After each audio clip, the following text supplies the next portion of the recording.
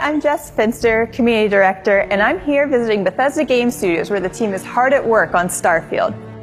I just want to say how grateful we all are for all of the feedback, support, and questions that you've been sharing with us on Reddit, Discord, Twitter. So we wanted to take a moment to answer some of those questions in our new series. So let's get started.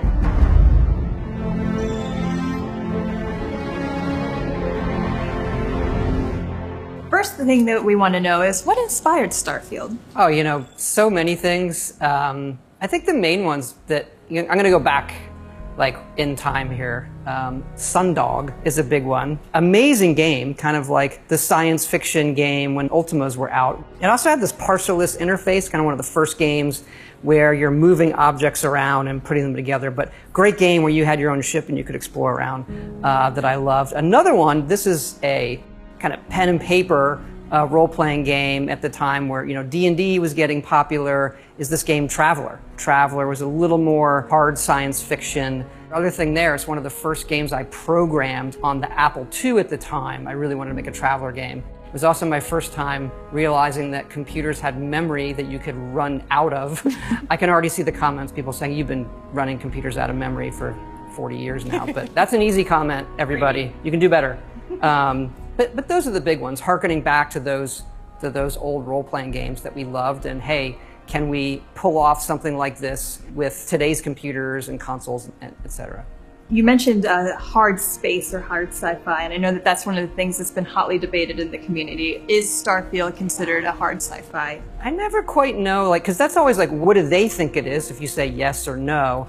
I think it is more hard to us, hard science fiction, where you can draw that line from, okay, here's how man explored space, and you can even look at our ships and say, all right, that has some visual identity back to that. But it's a trap question because it's a video game, right? Like a hard science fiction video game would be you die in space cold. A good example, we were really into fuel and how the gravity drive works, and I'm reading papers on quantum physics and bending space in front of you. You don't actually warp, you bend the space, you bring the space towards you. And so we were playing that, and it became very punitive to the player. Your ship would run out of fuel and the game would just stop. You just want to get back to what you're doing, so we've recently changed it where the fuel in your ship and the grav drive limits how far you could go at once, but it doesn't run out of fuel. Maybe there'll be an update or a mod that allows that, but that's what we're doing now. Constellation members are excited about the character customization and the traits in the game. Can you talk more about what players will experience with the traits? I love our trait list, it's super fun, but each one obviously comes with some sort of negative as well.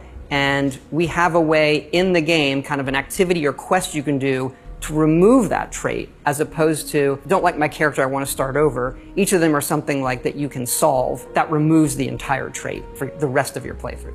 The last question, we have speech checks and dialogue that reflect your character build. Do you want to expand upon that at all? Yeah, look, we've done a lot of different dialogue systems. We've gone back to kind of I'll call it a classic Bethesda style dialogue, with you're looking at the character and how they emote. You have a series of choices there. The scope of the game, the amount of content we're making, is a bit more than we've done before in terms of quests and things like that, but the depth in some of the stuff with the dialogue, we just passed 250,000 lines. And so that's a lot of dialogue, but we've gone through it and the impact is really there. And that includes my favorite speech persuasion system. You're not talking us out of this score. It feels like it's part of the dialogue, but you're spending points to persuade them.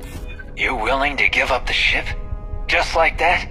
It feels natural, not like I've entered some other mode where I'm not doing regular dialogue. It's just I'm in this mode of persuading you to get what I want.